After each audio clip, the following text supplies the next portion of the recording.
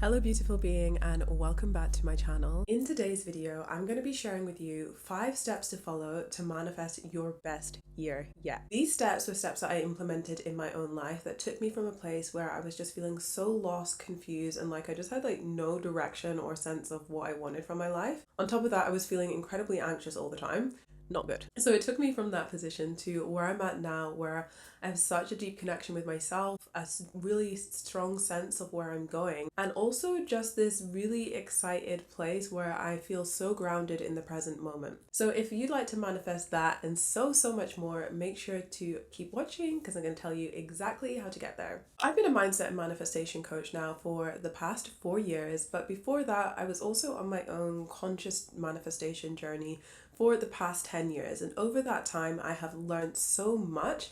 But I think one of the biggest lessons that still continues to impact my life so much on a daily basis is the V.I.B.E.S method for aligned manifestation. Now, this is a manifestation method that I came up with after a failed manifestation attempt where I had created a vision board, and then I looked back on that vision board a few years later and not a single thing on that vision board had manifested. Rather than throwing myself a pity party, well, I mean, I did have a little bit of a pity party, but rather than just getting like sucked into the doom and gloom of, oh, poor me, why did nothing manifest? I decided to use this as an invitation to explore why that was. And what that led me to realizing was that manifestation is not just based on what you want to call into your life, but it's based on the person who you are now and who you will become throughout the journey. So the steps I'm going to give you are going to take you from the person that you are now to the person that you want to be, and it's going to give you a completely different perspective on manifestation that you've probably never heard before. If you haven't already, I recommend grabbing yourself a pen and paper so you can write this down, and then you have the steps to refer back to at any time that you want. As I said, I got to the position where I had a vision board. None of those things on the vision board manifested, and I had a conversation with myself about why that was. What I came to the realization of was that the things that I put on the vision board were things that I thought that I was supposed to want, or where I thought I was supposed to be in my life. And honestly, this is something that I notice a lot of people come up against, is feeling like they should do something or feeling like they need to live up to other people's expectations as opposed to what they actually want for themselves. So throughout this video, I just want you to give yourself the opportunity to be a little bit selfish and think about what you actually want for you. No one else is involved in this. It's just about what would make you happy and what would make you feel deeply fulfilled in your life as well. Because manifesting your best year yet is about this journey home to yourself where anything you want is possible and you give yourself permission to actually follow that. So the first step that you're going to follow is from my V.I.B.E.S method for aligned manifestation, and we're going to go through every single one of those steps, which is ultimately going to lead you to manifesting your best year yet. Step number 1 is embodying the vibe of your higher self. Embodying the vibe of your higher self means thinking about like that best ultimate version of you and how they would be showing up in your life. The most confident version of you, the most aligned version of you, the most lit up version of you. That is what your higher self actually looks like. It's not about like who you are right now is just not enough. It's about what would it look like if I gave myself total freedom to be whoever I wanted to be. And so in order to embody the vibe of your higher self, you need to find out who your higher self actually is. And one of the ways that you can do this is by getting super clear on your values. And these are the things that are really important to you in your life. These are the themes that you live your life by. I try not to share too many of my values whenever I talk about this because I don't want you to be influenced by my values and then that completely changes how you answer this question for yourself.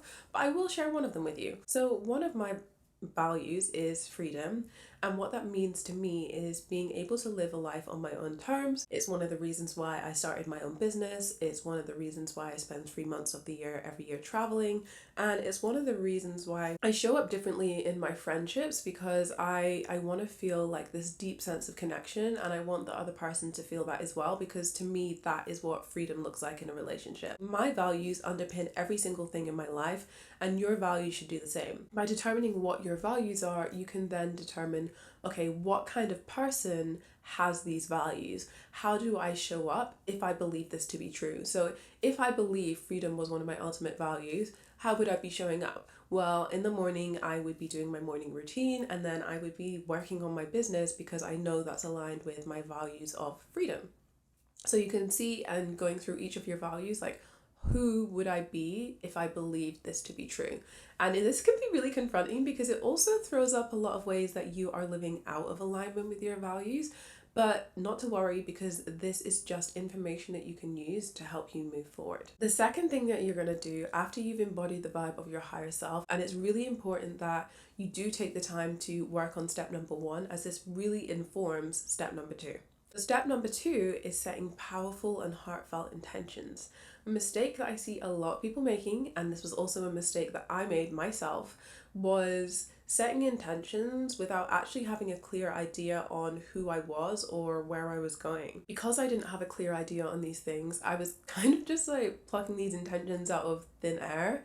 And this is what can kind of lead you down a path where you're kind of confused about the things that you're manifesting, or not really sure what you want to have, because you've gone down this path, as opposed to thinking, no, what intentions actually align with my values. So you can actually reverse engineer those intentions once you have those values in place. So if freedom was my biggest value, and I'm just going to use this as the example throughout, if freedom was my biggest value, like, what intention would I set so that I'm living in a way that is in alignment with that value? And so for me, one of those things was starting my own business, and that was one of the ways that I incorporated that value of freedom into my life. And if you're new to setting intentions, or you're not really sure if the intentions that you're setting have been effective, I have a workbook dedicated to helping you with exactly this, called Manifest and Reflect. The Manifest and Reflect workbook is something that I created after one of my clients was really struggling to keep on track with her intention setting process and her goals after we wrapped up our one-on-one coaching container. So I created this workbook which helps you go through the process of setting your intentions, reflecting on your intentions, and also co-creating with the universe to get support on those intentions. You can find out everything you need to know about how to purchase your copy of Manifest and Reflect by heading to the episode description. So that is basically all you need to know on setting intentions for now, and just make sure that they are heartfelt, like they have emotion behind them. So just like starting my own business in, let's say, plumbing, like that isn't a heartfelt intention, right? That would give me freedom. I would have my own business, but it's not in something that actually interests me or that I even know anything about, to be honest. So that's why I decided to start a business in spirituality, mindset, and manifestation coaching, because that is something that I'm passionate about. It's something that I have had a really transformational journey with, and that I really wanted to help other people with as well. So just make sure that those intentions are really aligned with where you want to go and what you want to create for the future by checking back with your values. Number 3 is energetic blocks and boundaries. This is actually one of my favorite ones to talk about, because I feel like when it comes to manifestation, that a lot of people really overlook this process of setting boundaries. But here's the thing.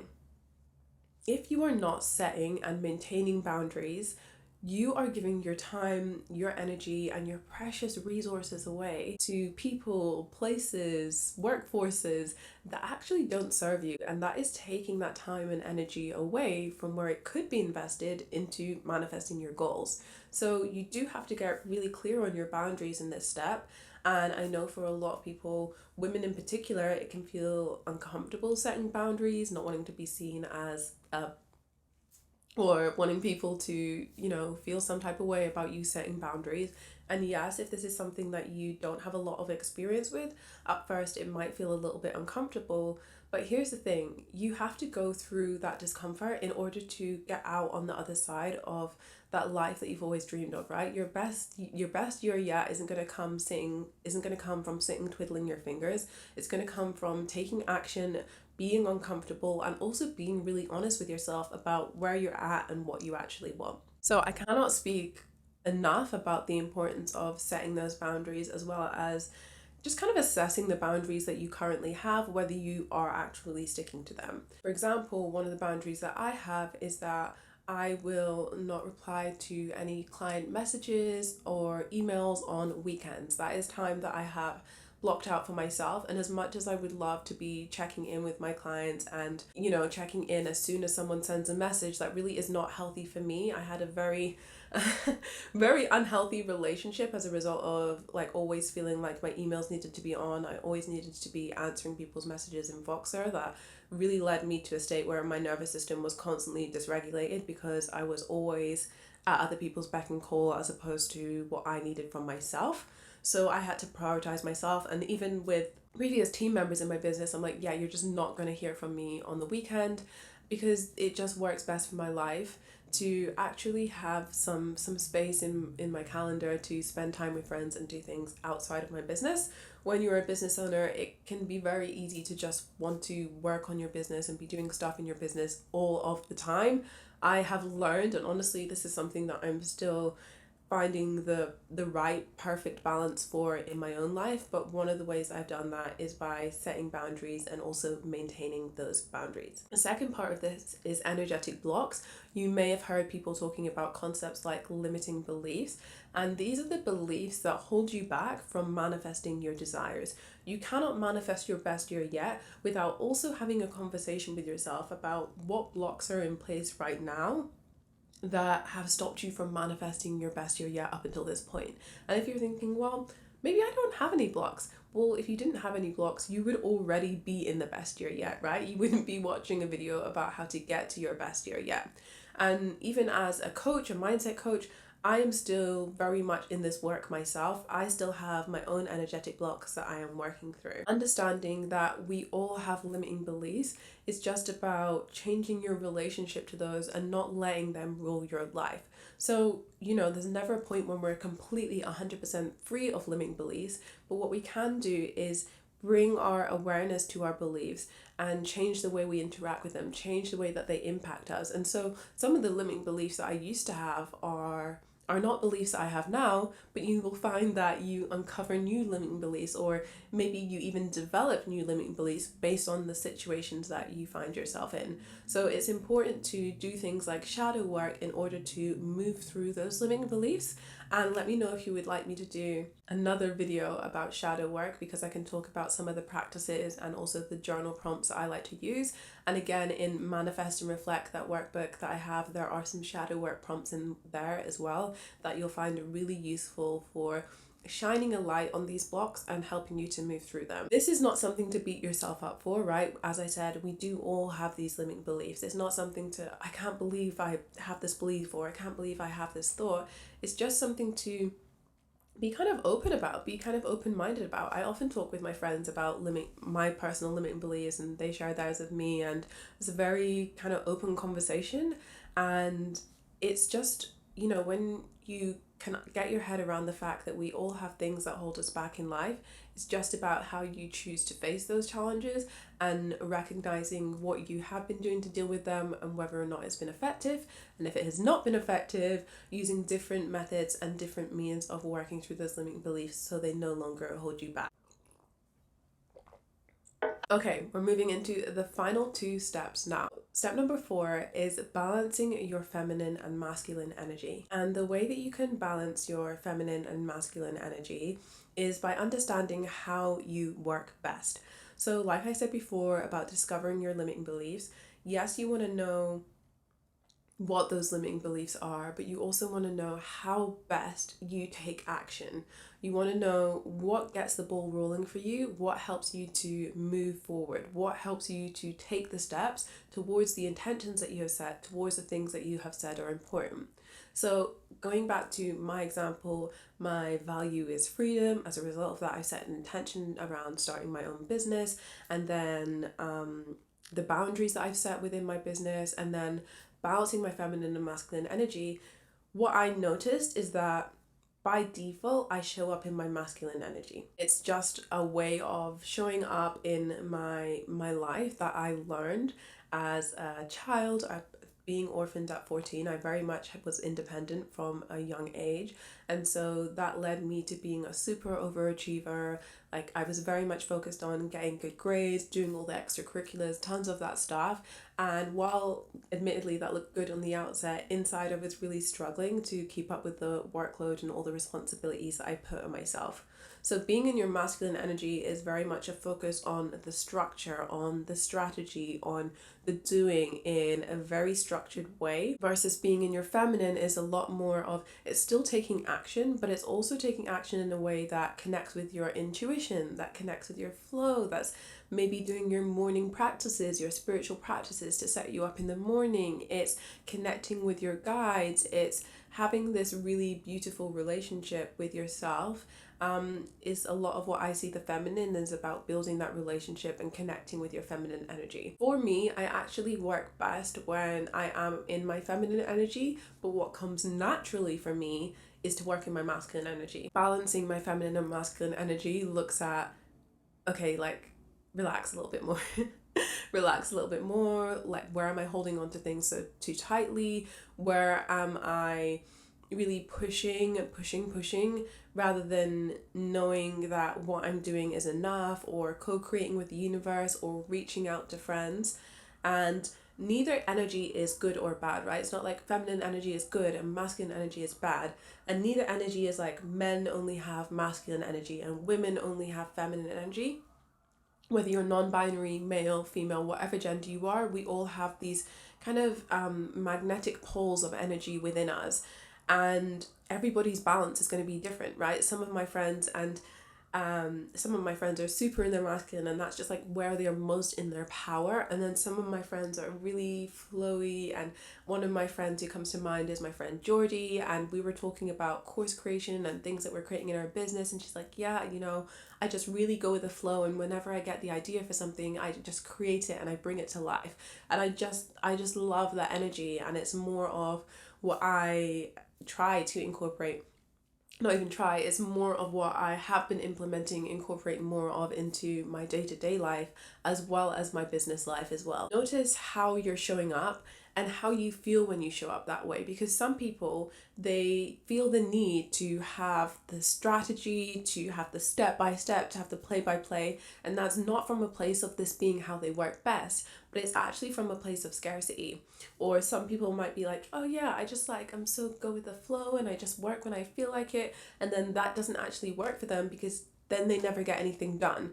It's about finding what works for you, and yeah, there's probably going to be a little bit of experimentation and playing around to find what that looks like, and at different seasons in your life that is going to look very different. Final thing I will say on this is I also have a chronic illness. I have endometriosis, so what that means is at times I am very, very tired. I'm past the point of just tired to like a deep sense of fatigue. And because I know that I have this deep sense of fatigue, when I am maybe having an endometriosis flare up, my workload is definitely going to look like much more in my feminine energy than at different times of the month in my cycle, where I have a lot more energy to focus on different things. There's a lot to play around with balancing your feminine and masculine energy, but know that it is just that. It's an opportunity to play around and to see what works for you. Finally, moving into the fifth step of manifesting your best year yet is surrendering the how. Oh my goodness, the lessons that I've learned on surrender, specifically,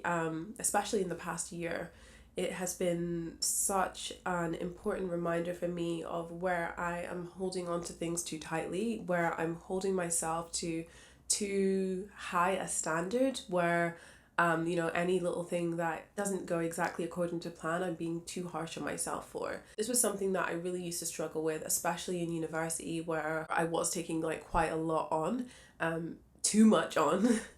And it was something that I really learned, especially over the past couple of years. I've really learned how to lean into surrendering and co-creating with the universe, because look, this is how I see it. Surrender is trusting yourself, and it's also trusting the universe, God, source, spirit, whatever you believe in, and it's the relationship between the two of those things. So when you're feeling disconnected and you're feeling like you are holding on to things too tightly, or you're not surrendering as much as you would like to, where are you not trusting in one of those things? How could you lean into trust on a deeper level?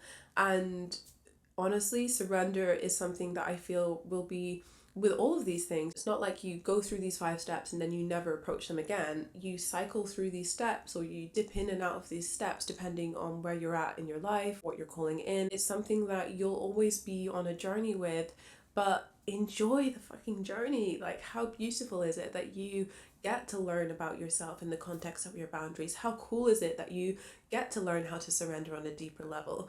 How much of a blessing is it that you get to go on this journey? So just to recap, each of those 5 steps was embodying the vibe of your higher self, setting powerful and heartfelt intentions, energetic blocks and boundaries, balancing your feminine and masculine energy, and surrendering the how, which is kind of detaching from needing to know every single thing and leaning more deeply and heavily into trust. I can promise you that if you implement these steps over the course of the next 1 month, 3 months, 6 months, your life will become unrecognizable. And I know that this is the case because this has not only been what I've seen in my own life, but this is what I've seen for my clients as well who have implemented the V.I.B.E.S method into their life. So this is just like a very top level overview, and this is something that honestly I could talk about for hours and hours and hours. But by following those 5 steps and implementing those 5 steps and exploring where you could bring a bit more intentionality into your life will dramatically shift. And the reason that I know this is because not only has this been the case for me in my life, but it's also been something that I've had the pleasure and I've had the honor of witnessing in my clients' lives as well. So if you have any questions about the V.I.B.E.S method or implementing it into your life, make sure to leave them in the comments down below. And if you would like some support with that intention setting process and also beginning to explore shadow work, make sure you head over to the description box to find out how you can get your hands on that. There is also an audio training that comes with it, so you get to look over my shoulder as I tell you exactly how I would go through each of the pages and how I use it for my own manifestation process too. So that is it from me in this week's video, and if you've loved what you've heard today, make sure to subscribe for future videos and share it with a friend who you think would get value from it too.